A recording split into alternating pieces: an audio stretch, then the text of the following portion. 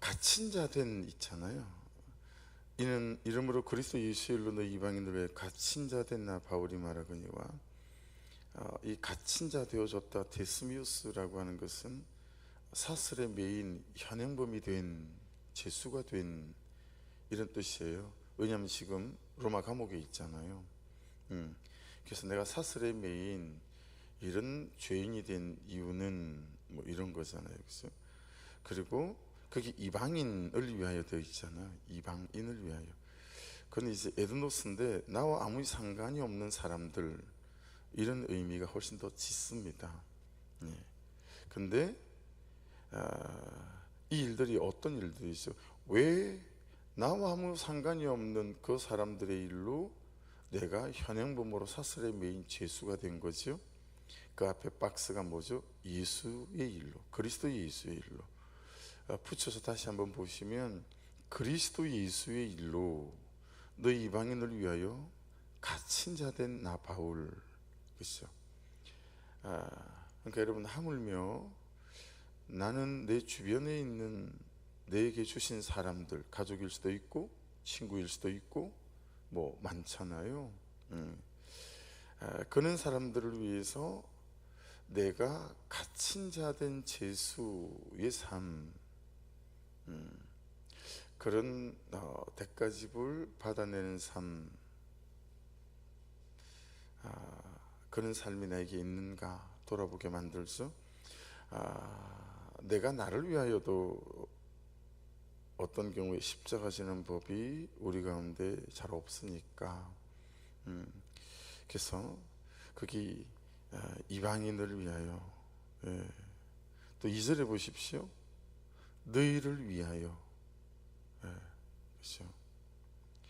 그리고 7절로 가보시겠어요? 이 복음을 위하여. 그리고 13절로 가보십시오. 너희를 위한, 나이를 환란에 대하여. 거기도 너희를 위한, 거기도 1절의 가로랑 비슷한 의미이죠. 그러니까 여러분, 이 말씀들을 보게 되면 예수님께서 바울을 찾아오신 이유, 예수께서 우리를 찾아오신 이유는 나를 위하여가 아니라는 사실들을 알 수 있죠. 기복 신앙의 가장 핵심은 어떤 거죠? 나를 위하여이잖아요.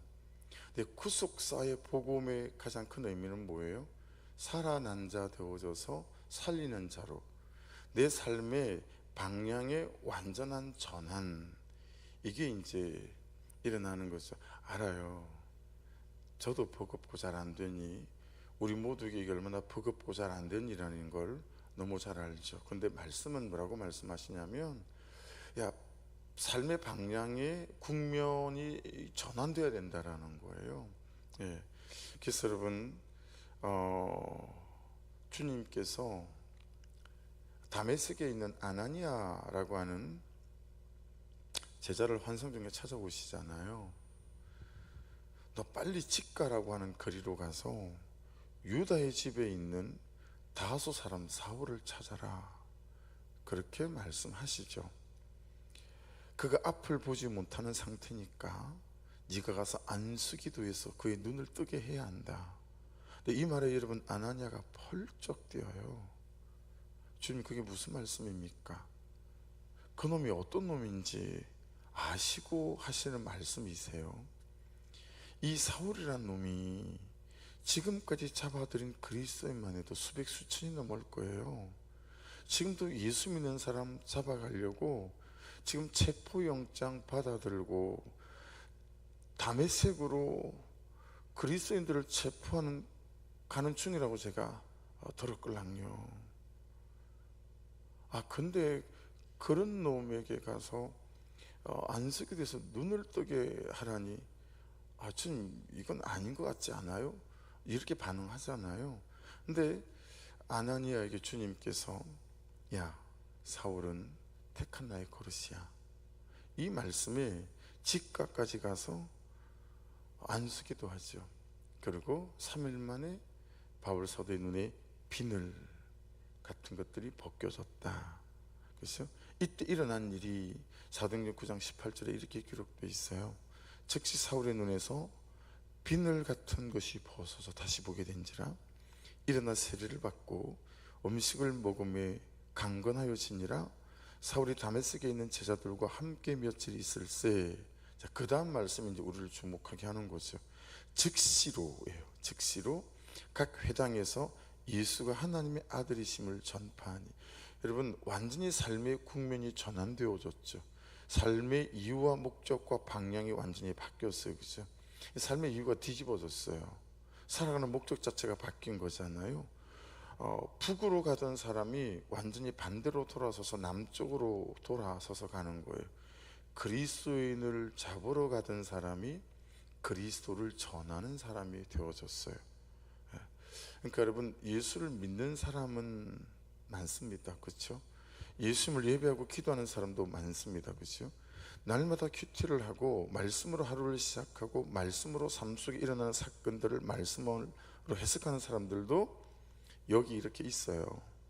근데 여러분, 삶의 이유가 하나님의 것으로 뒤집어진 사람, 삶의 목적이 하나님의 것으로 바뀐 사람, 내가 맞나?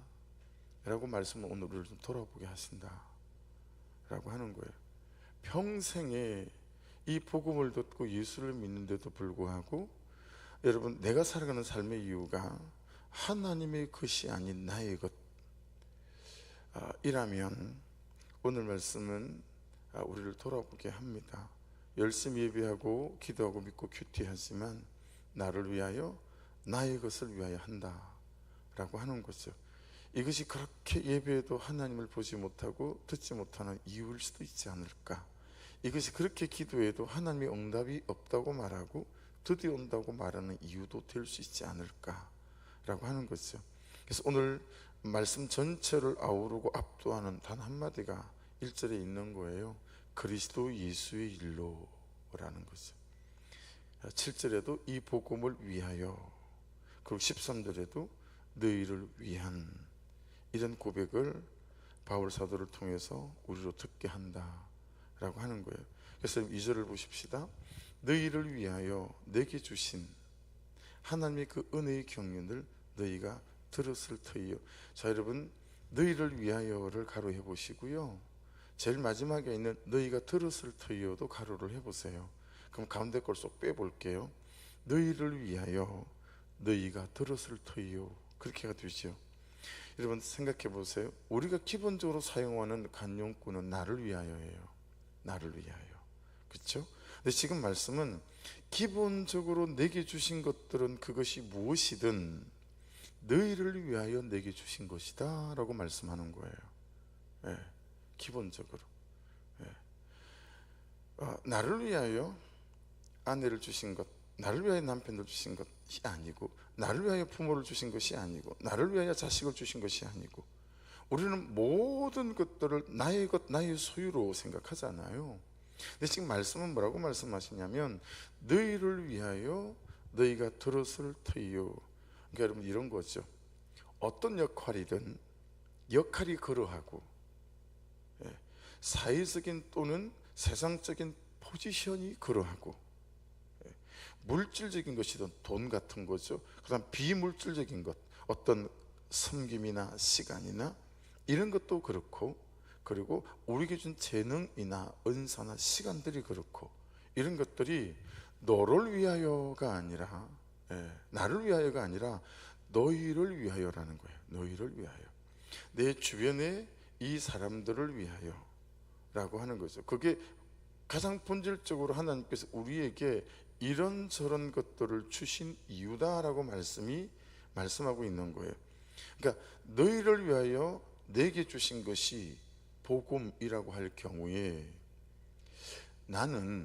여러분, 나는 내 주변에 어떤 사람들을 위해서 내게 복음을 주셨다는 거잖아요. 바울 사도의 고백은 우리한테도 그렇게 적용점 일어나야 되는 거잖아요. 그렇죠? 기현아, 내가 너한테 이 복음을 준 이유는 네 주변에 있는 사람들을 위하여 내가 너에게 이 복음을 준 거야 라는 뜻인 거잖아요. 그렇죠? 그러면 나는 이 복음을 그들이 듣게끔 하고 살아가는가 라는 거예요. 지금 바울 사도는 그렇게 고백하는 거잖아요. 너희를 위하여 하나님께서 내게 복음을 주셨는데 너희가 들었을 터이요. 너희들이 나를 통해서 복음을 들었지?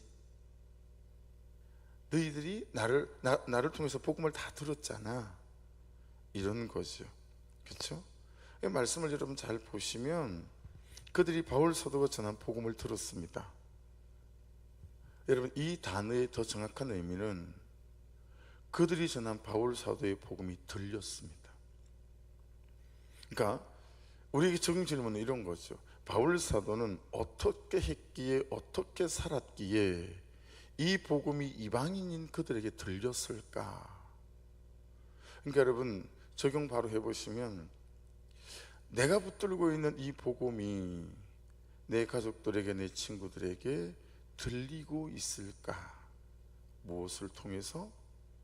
나의 삶을 통해서든, 나의 말을 통해서든, 나의 태도를 통해서든, 아니면 정말 직접적으로 내가 전하는 이 복음을 통해서라고 하는 거죠.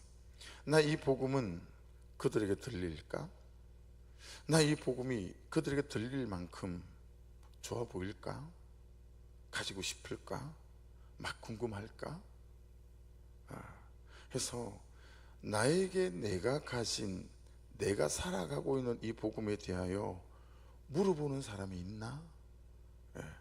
나에게 이 복음을 요청하는 사람이 있나? 그것 어디서 샀어요? 이거 어디서 샀어, 집사님? 이런 거 있잖아요.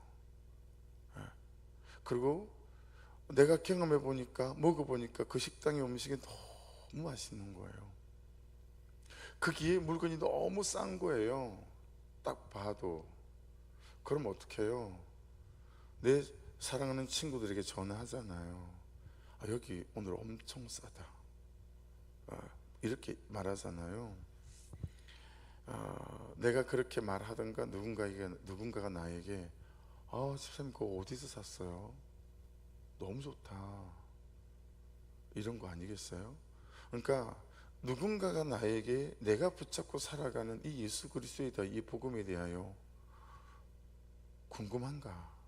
물어보는가? 이거 한번 생각해 보자라고 하는 거죠. 이 새벽의 말씀은 우리에게 그렇게 말씀하고 있는 거예요. 근데 여러분 있잖아요, 진짜 문제는 뭐냐면 우리는 이미 이 복음을 아는 사람들입니다. 그죠? 이 복음을 이미 믿는 사람들이고 경험한 사람들이잖아요. 이미 이 복음을 만난 사람들이에요. 근데 진짜 여러분 그런 분 많이 봐요. 이 복음이 더 들릴까 봐 무서워해요. 이 복음이 내 안에서 더 진도가 나갈까 봐, 이 복음이 더 자랄까 봐 저 무서워하는 성도들 교회 안에서 많이 봅니다. 하나님이 원하시는 만큼 말고 내가 원하는 딱 그만큼만 이 복음이 들리기를 원하세요. 왜냐하면 더 이상 그에게 참기 싫고, 더 이상 그에게 내가 섬기기 싫고, 더 이상 그들을 받아내는 것은 저 인간이 나에게 하는 것에 비한다면 그런 일은 있으면 안 되는 거예요. 딱 이만큼이 적당한 거예요. 이 정도에도 네가 나를 숨기거나 네가 변하지 않는다면 그건 네 몫이야. 뭐 이런 거죠. 그래서 더 이상 복음이 내게 들릴까 봐 주저하는 분들이 많지 않은가요? 그래서 복음이 그를 위한 복음이 되기까지 듣지 않습니다. 복음이 나를 위한 복음이 되는 딱 거기까지만 듣고 살아갑니다. 여러분 생각해 보셔야 돼요. 내가 만난 이 복음이 그를 위한 복음이 되어지기까지 내가 이 복음이 더 들리기를 정말 원하는 사람인가? 그래서 안 되죠. 쉽게 되는 사람이 누가 있겠어요? 그래서 안 되는 나를 위해서 막 애통해하고, 하나님 알겠는데요, 들렸어요. 근데 알겠는데요, 하나님 왜 그렇게 그 사람에 대하여 내 마음이 이렇게 열리지 않을까요? 왜 저는 여기까지밖에 가지 못하는 걸까요? 하나님 좀 도와주세요. 그래서 오늘 말씀에 뭐라고 말씀하셔요? 성령께서 그렇게 하셨다라는 거 아니겠어요? 다시 말씀드리면 하나님 말씀하시고 예수 그리스도께서는 십자가 지는 적용을 하시고, 그런데 보혜사 성령께서 도우셨다는 거 아니겠어요? 우리에게도 똑같은 거예요. 말씀이 들리잖아요.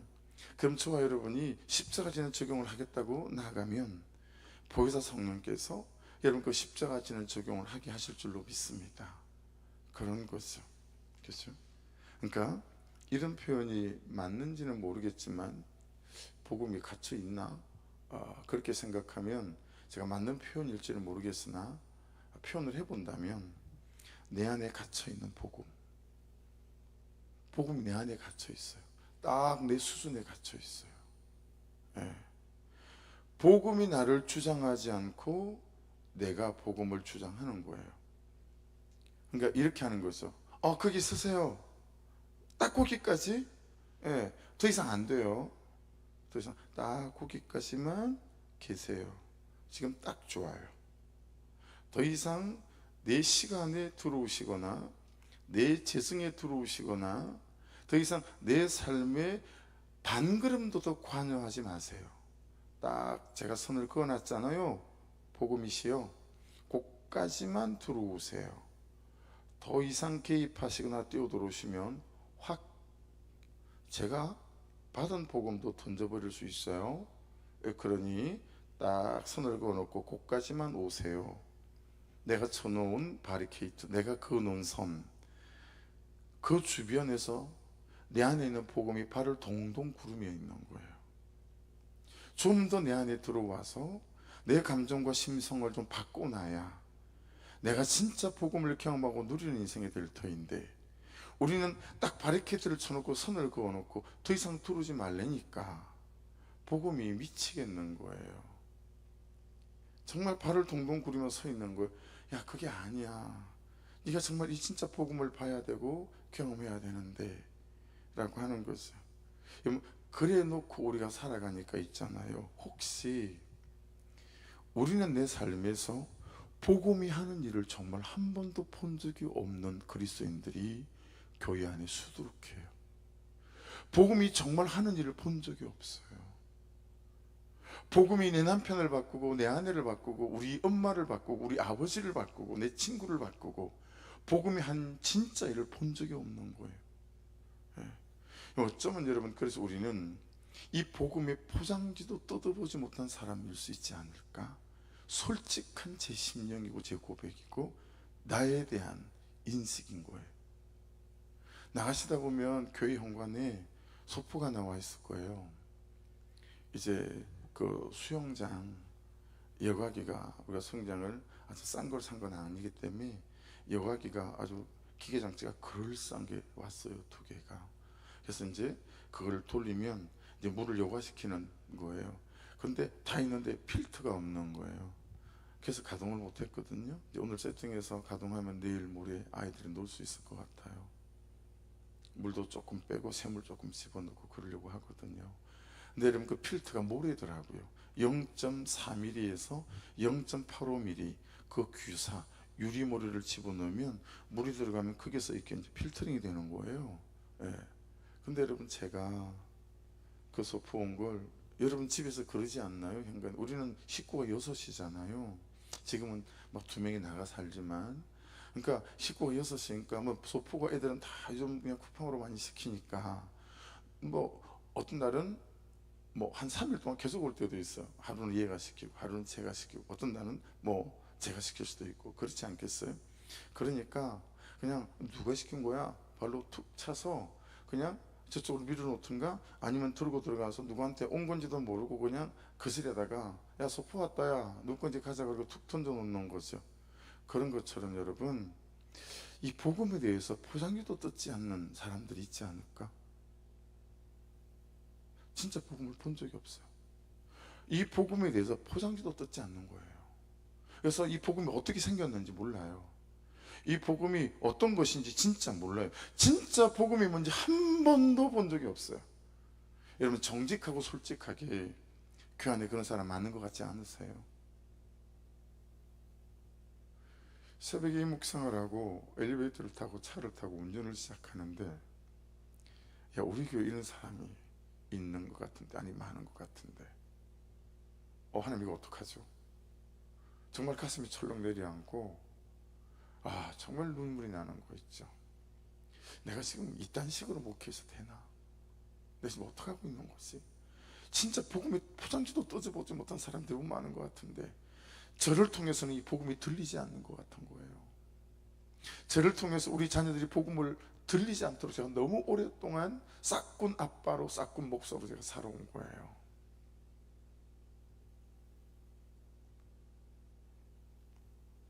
그러니 그 복음이 말씀하시는 대로 따라갈 수 있을까요? 언감생심, 그건 일어나지 않아요. 복음을 떠도서 복음이 뭔지 본 적도 없는 사람들이 어떻게 그 복음을 따라갈 수 있겠어요? 그 복음이 일으키고 있는 역사와 능력과 기적들을 어떻게 볼 수 있겠어요? 그런 일은 안 일어나죠. 복음을 뜯어본 적도 없는데. 그러니 여러분, 정말 우리가 복음이 궁금해야 되지 않겠어요? 이 성경에서 말하고 있는 이 복음을 듣고 이 바울 사도처럼 인생의 방향이 바뀐 사람들이 궁금해지고, 그 일이 내게도 일어나야 되는데 라고 하는 사모함과 갈망함들이 있어야 되지 않겠어요? 근데 그런 일이 내게 일어나면 안 되는 거예요. 그런 일이 내게 일어나면 안 되는 거예요. 이 복음을 위하여 살 이유가 없고, 그를 위하여 내가 살아갈 이유가 없는 거예요. 왜냐하면 이 복음은 나를 위한 거여야만 해요. 하나님은 나를 도우셔야지. 그러니까 여러분, 성경에서 말하는 복음에는 관심이 없고, 내가 만든 내가 복음에만 관심이 있는 거죠. 근데 여러분, 3절 4절을 읽어볼게요. 곧 계시로 내게 비밀을 알게 하신 것은 내가 먼저 간단히 기록함과 같으니. 자, 아주 큰 박스를 만드시고 4절 별표 별표 별표. 제가 지금 최근에 몇 달 동안 별표를 3개나 해보십시오 라고 말씀드리는 점 처음인 것 같아요. 4절 같이 읽겠습니다. 4절 목소리 내서 같이 시작. 그것을 읽으면 내가 그리스도의 비밀을 깨달은 것을 너희가 알 수 있으리라. 어떻게 하면요? 그것을 읽으면. 자, 복음의 포장지를 뜯어내는 게 뭐예요? 그것을 읽는 거예요. 성경에 여러분 이런 말씀이 다 있잖아요. 그것을 읽으면. 여러분, 읽으면의 뜻이 뭘까요? 이건 읽자와 그리고 읽으면, 이게 두 단어가 합쳐진 합성어예요. 읽으면에서 일 있죠. 이 단어는 아나기노스코라는 단어예요. 아나기노스코. 뜻이 뭐냐면 반복해서 다시 읽으면 이란 뜻입니다. 그게 뭐예요? 묵상이에요. 반복해서 다시 읽으면, 이게 읽자의 뜻이에요. 아나기노스코. 그게 곧 묵상 아닙니까? 우리가 지금 하고 있는, 반복해서 읽으려는 거예요. 깊이 읽으려는 거죠. 묵상이에요. 여러분, 그렇게 깊이 묵상하는 게 복음의 포장지를 뜯어서 복음이 뭔지를 알 수 있는 거라는 거예요. 오늘 이 복음이, 말씀이 내게 뭐라고 말씀하시는 건지를 알 수 있는 거예요. 그래서 적용점을 잡는 거예요. 그래서 다시 반성했어요. 내가 어제도 가만가만들 안 올렸구나. 여러분, 진짜 다른 길 없어요. 가장 좋은 길은 그날 말씀을 묵상하고요, 내가 그날 말씀을 가지고 적용, 가만가만 오늘 말씀이 뭐라고 하셨더라, 그걸 적용하는 거예요. 그래서 여기 나가시다 보면 이제 오른쪽 들어오실 때 보면 왼쪽에 원래 우리 저기 박혀있던, 심겨져 있던 주목나무, 그걸 저쪽에서 뽑아가지고, 거기는 땅바닥 유일하게 다 시멘트로 막 정화조기 때문에요. 그러니까 시멘트인데 거기만 요만큼만 땅에 주목, 저 제법 큰 나무가 심겨져 있었어요. 엉망이었죠. 그래서 막 다듬어가지고 지금 저기 주목이 심겨져 있는 자리는 시멘트 위에 흙을 쌓아서 심겨 있는 거예요. 그래서 그런지 제가 시름시름해요, 좀 제일. 그래서 그걸 뽑아서 자리를 잘 잡아서 어디 흙에다가 저걸 심어야 되겠다. 그 자리에는 물음표를 갖다 세팅을 하려고 해요. 제일 잘 보이는 장소, 물음표. 가만 오늘 말씀이 뭐라고 하셨지? 우리 교회 시그니처고, 상징 같은 거예요. 가만 오늘 말씀이 뭐라고 그러셨지? 그 물음표 하나. 여러분, 적용 안 하면 절대로 여러분 내 태도와 내 말하는 방식들이 시간을 쓰고 재정을 쓰는 방식이 안 바뀌어요. 하나님 말씀하시는 그 삶의 국면전은 일어나지 않아요. 그러면 여러분, 다른 사람들이 나를 통해서 복음이 들리지 않아요. 복음이 들리지 않아요. 그래서 그것을 읽고 묵상하고 적용해. 음연 있죠. 음연은 이게 프로스, 이게 방향을 나타내는 거거든요. 참 말씀이 멋있지 않아요? 묵상하면 음연 방향이 바뀐다라는 거예요. 프로스, 무엇을 향하여. 예. 그래서 이 음연은 어떤 구별된 시간에, 두 번째 어떤 구별된 공간에서, 예, 이게 삶의 방향이어야 된다. 그러면 삶의 방향이 바뀐다라는 거예요. 다시 한번 더 말씀드릴게요. 음연 이건 프로스란 단어인데 어떤 구별된 정한 시간에 어떤 구별된 정한 공간에서, 예, 말씀을 묵상하는 것, 이것이 내 삶의 방향으로 먼저 바뀌면 내 삶의 방향과 국면이 전환되어진다. 그냥 쉬운 말로 내가 딴 사람이 돼가기 시작하는 거예요. 반에 반 걸음씩. 예. 그래서 5절에는 이제 그의 거룩한 사도들과 선지자들에게 성령으로 나타내신 것 같이 다른 세대에서는 사람의 아들들에게 알리지 아니하셨으니, 6절, 이는 이방인들이 복음으로 말미암아 그리스도 예수 안에서 함께 상속자가 되고 함께 지체가 되고 함께 약속에 참여하는 자가 됨이라. 예. 여러분, 그러면서 7절 보세요. 이 복음을 위하여, 이미 가로했죠. 그 능력이 역사하시는 대로 내게 주신 하나님의 은혜의 선물을 따라 내가 뭐가 됐어요? 일꾼이 됐대요. 네, 그래 놓고 8절에 보세요. 모든 성도 중에 지극히 작은 자보다 더 작은 나에게 이 은혜를 주신 것은 측량할 수 없는 그리스도의 풍성함을 이방인에게 전하게 하시고, 전 8절이 큰 비결이라고 봐요. 여러분, 바울 사도만큼 잘 배운 사람이 그 시대에 없었죠. 그래서 여러분, 그 바울 시대의 유대인들이, 이스라엘 백성들이 아이들을 키울 때 뭐라고 그랬다고요? 아이들을 키우면서, 예, 아들일 경우에 이렇게 젖 먹이면서 보듬 안으면서, 야, 너 사울 같기만 해라, 사울 같기만 해라. 그리고 아이를 키웠어요. 그만큼 사울은 그 시대에 탁월한 사람이었어요. 예, 넌 사울 같기만 하면 돼. 그냥 그 시대에 아주 그냥 아이돌이었어요.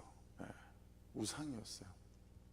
근데 그가 뭐라고 말하냐면, 지극히 작은 자보다 더 작은 나에게. 그가 뭘 본 거죠? 자기의 죄를 본 거죠. 자기의 죄를 봤어요. 그렇죠? 여러분, 이만한 비결이 없는 것 같아요. 자기 죄를 보는 사람, 자기의 죄인됨이 인정되는 사람. 예. 그것보다 더 큰 은혜가 없고 은사가 없고 능력이 없다. 예. 자기 죄를 보는 것만큼. 그렇죠? 그래서 이 은혜를 주신 것은 청량할 수 없는 그리스도의 풍성함을 이방인에게 전하게 하시고. 그래서 여러분, 그러면서 다시 바울 서신 13권을 잘 보시면 이분 입만 열면 자기 죄표를 고백하고 자기 죄를 고백하죠. 심지어는 내가 이 세상에 있는 모든 죄인 중에 괴수다, 그 죄인들의 내가 머리다, 그렇게 말하는 거잖아요. 그 죄인들의 내가 수장이다 라고 말하는 거잖아요. 그러니까 그만치 이분도 계속적인 말씀의 묵상 안에 자기 죄를 보는 삶을 살았구나, 그것보다 더 큰 비결이 없구나, 이런 것들을 깨닫게 되었습니다. 그리고 또 하나는 여러분, 놓칠 수 없는 게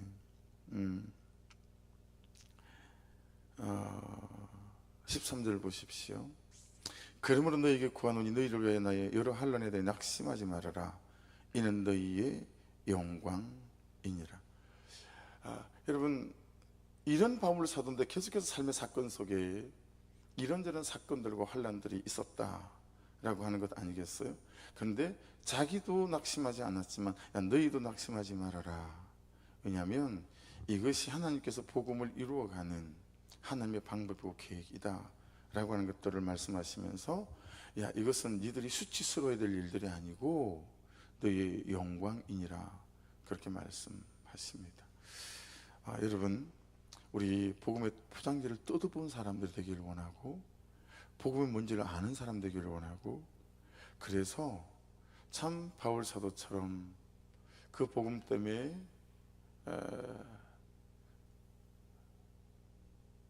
내 삶이, 내 삶의 방향이, 내 시간을 쓰고 재정을 쓰는 이 삶이 누군가에게 복음이 들리는, 누군가에게 복음이 들리는 그런 은혜가 되어지셔서 살아난 사람일 뿐만 아니라 살리는 사람, 이 놀라운 감격에 있는 인생으로 저도 서가고 여러분도 서가는 은혜가 있기를 주의 이름으로 축복합니다. 기도하겠습니다. 말씀 붙잡고 같이 기도하시고, 하나님, 내가 우리의 가정 안에서, 우리의 가족들 안에서, 직장 안에서, 또 목장 안에서, 교회 공동체 안에서 하나님 그렇게 내가 궁금해지고 내가 붙잡고 살아가는 복음이 궁금해지는 아버지 하나님, 참 내가 복음을 더 이상 가둬놓지 않아서 내 안에서 복음이 발을 동동 구르며, 야, 너 이거 아니야, 너 진짜 복음을 경험해야 되는데 어떡하지? 그 안타까워하는 그 복음에 대하여 온전히 빗장이 열려서 내가 마음껏 복음을 경험하고 보고 누리는 아버지 그런 인생이 되도록 역사하여 주시옵소서. 그렇게 기도하고, 오늘도 릴리로 금식하는 세 분을 위하여 또 저녁 8시부터 있는 기도회 위에도 은혜를 부어주시고, 아픈 분들이 여러분들이 계세요. 위에서 기도해 주시고, 문희 형제도, 이전대 권사님도, 우리 또 우영순 집사님 많이 아프시대요. 그래서 꼭 기도해 주시고, 네, 오늘 오후에 신방을 좀 가려고 하는데 손으로 그 기도할 때 아버지 그 아픈들이 또 치유되는 역사도 있게 해달라고 기도해 주시고, 예배가 좀 중단된 분들을 위해서도 기도해 주십시오. 매주 새로 오는 분들이 또 오시는데 그분들이 같은 가족으로, 식구로 정말 한 몸 되어지는 은혜도 있게 하여 주옵소서. 또 중보해 주시길 바랍니다. 교회 재정의 문제, 또 모든 것들도 하나님의 선하신 인도하심으로 잘 받아나갈 수 있도록 아버지 역사해 주시고, 아버지 큰 사랑 교회 장금들도 아버지 그 교회 집이 팔려서 또 저희에게 부어진 은혜가 있게 도와주옵소서. 이 기도도 함께 해주시길 바랍니다. 우리 주여 한번 부르고 같이 기도드립니다. 주여.